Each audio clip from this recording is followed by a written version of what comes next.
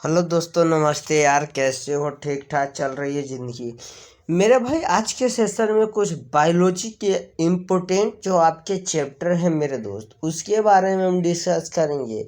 इस चैप्टर से ना ही कंपटीशन, ना ही आपके जो कि 7th हो गए, 8 हो गए, 9th हो गए, 10th हो गए, बहुत सारे क्वेश्चंस मिलेंगे मेरे भाई, जो कि आपके जीवन में भी ये बहुत ज़रूरी है। वंशागीत का आणविक आधार हम समझेंगे, यानी molecule basis of the inheritance, ये हम समझने की कोशिश करेंगे मेरे भाई। तो सबसे पहला क्वेश्चन मेरे भाई, आनुवांशिक पदार्थ क्या होते हैं, पहले ये हम समझने की कोशिश करते हैं मेरे दोस्त। आनुवांशिक पदार्थ वे पदार्थ होते हैं जो आनुवांशिक लक्षणों को एक पीढ़ी से दूसरे पीढ़ी में पहुंचाने के काम करते हैं। आनुवांशिक लक्षण जैसे मेरे भाई, आपके पापा के अगर बाल उड़ा हुआ होगा तो आपके भी बाल उड़ जाएंगे, आपके दादा के उड़ा हुआ होगा तब, यानी एक पीढ़ी से दूसरे पीढ़ी चलने वाले जो भी लक्षण है, उस लक्षण को पहुंचाने वाला पदार्थ मेरे भाई आनुवांशिक पदार्थ कहे जाते हैं। यही आपका इसका डिफिनेशन होता है। नेक्स्ट मेरे भाई क्वेश्चन है कि न्यूक्लिक अम्ल क्या है। न्यूक्लिक अम्ल के बारे में हम डिस्कस करेंगे मेरे भाई। तो सबसे पहले हम न्यूक्लिक अम्ल के बारे में जानते हैं। न्यूक्लिक अम्ल की सबसे पहले जो खोज की है मेरे दोस्त, फ्रीडरिश मिशर ने किया तथा इसे न्यूक्लोन नाम दिया था। चूँकि यह केंद्र में पाए जाने वाला अम्लीय पदार्थ है, इसके कारण बाद में अल्बर्टान ने इसे न्यूक्लिक अम्ल नाम दिया। समझने की कोशिश करना मेरे भाई। सबसे पहले न्यूक्लिक अम्ल जो है वह खोज किया फ्रीडरिश मिशर ने और इसको न्यूक्लियन नाम दिया था।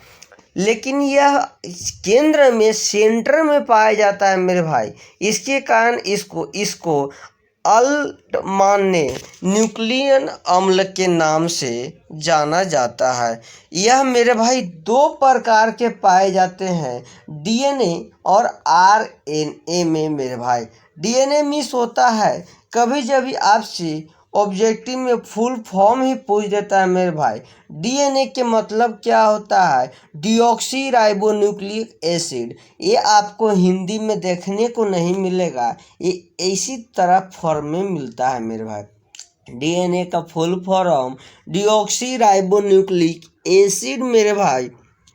इसके बारे में अगर जाने तो डीएनए लगभग सभी जीवों में आनुवांशिक पदार्थ का काम करता है, यानी एक पीढ़ी से दूसरे पीढ़ी पहुंचाने का काम करता है मेरे भाई। वहीं अगर हम आरएनए की बात करें, राइबो न्यूक्लिक एसिड की बात करें मेरे भाई, तो यह कुछ ही विषाणु में पाए जाते हैं। एग्जाम्पल के तौर पे अगर बोले सर, तो टीएमवी, एचआईवी, इन्फ्लुएंजा, ये सभी में आनुवांशिक पदार्थ के काम करते हैं मेरे भाई। न्यूक्लिक अम्ल मुख्यतः 3 अणुओं से मिलकर बना होता है मेरे दोस्त। सबसे पहला अणु शर्करा, जिसको आप शुगर कहते हैं, और यह शर्करा भी मेरे भाई 2 प्रकार के होते हैं। डीऑक्सी राइबो, जिसका फॉर्मूला C6H10O4 होता है। कभी जब भी आपसे एग्जाम में, ऑब्जेक्टिव में मेरे भाई फार्मूला ही पूछ लेता है कि डीऑक्सीराइबोसोम का फार्मूला क्या होता है, तो C6H10O4 होता है मेरे भाई। दूसरा है जो राइबोज का फार्मूला मेरे भाई, राइबोज का फार्मूला C5H10O5 है।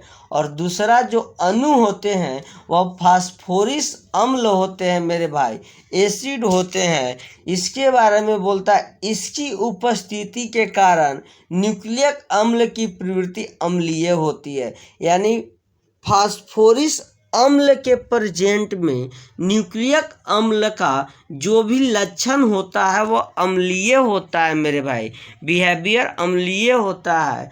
अगर तीसरा की बात करें मेरे भाई, नाइट्रोजनी क्षारक है। यह नाइट्रोजनी क्षारक नाइट्रोजन मुक्त कार्बनिक पदार्थ है जो कि दो प्रकार के होते हैं मेरे भाई। अगर पहला की बात करें सर, प्यूरिन क्षारक होते हैं। यह भी दो प्रकार के होते हैं मेरे भाई, जिसमें पहला एडेनिन है और दूसरा मेयावनीय है। ठीक, बात अगर करें मेरे भाई अगला क्षारक की, जो कि पिरिमिडिन क्षारक है। यह पिरिमिडिन क्षारक भी तीन प्रकार के होते हैं मेरे भाई।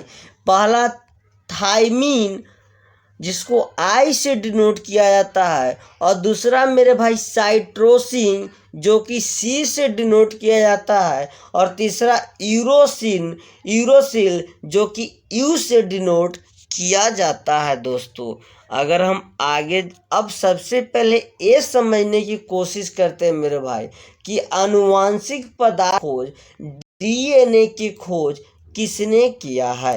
तो डीएनए की खोज मेरे भाई 1902 ईस्वी में किया गया है।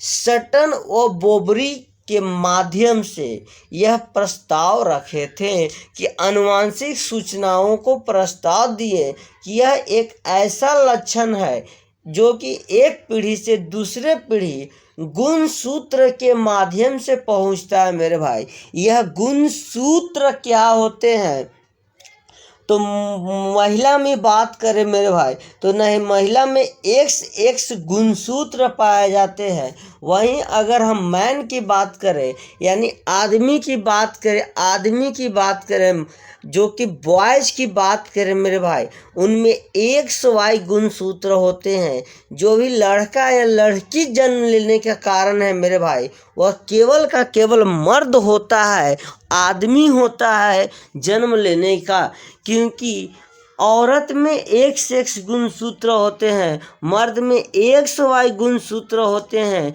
यह डिपेंड करता है Y के गुणसूत्र पे मेनली मेरे भाई, समझ गया। डीएनए के आनुवांशिक पदार्थ के पक्ष के प्रमाण दिए थे सबसे पहले मेरे भाई ग्रिफिथ का रूपांतरण प्रयोग किया गया था। ग्रिफिथ ने सर्वप्रथम आनुवांशिक पदार्थ की खोज करने के लिए प्रयोग किया था। ग्रिफिथ ने स्तनधारियों में न्यूमोनिया रोग उत्पन्न करने वाले जीवाणु न्यूमोकस या डिप्लोकस के पर अपना प्रयोग कर दो विभेद प्राप्त किए थे मेरे भाई। देखिए दोस्तों, इसी तरह से आपको यह सारा का सारा नोट्स दिया गया है जो कि आपके टेलीग्राम चैनल पे अपलोड कर दिए जाएंगे मेरे दोस्तों। तो इसको पूरा देखें और इस चैनल पे जाकर यह नोट्स आप लोग डाउनलोड कर ले।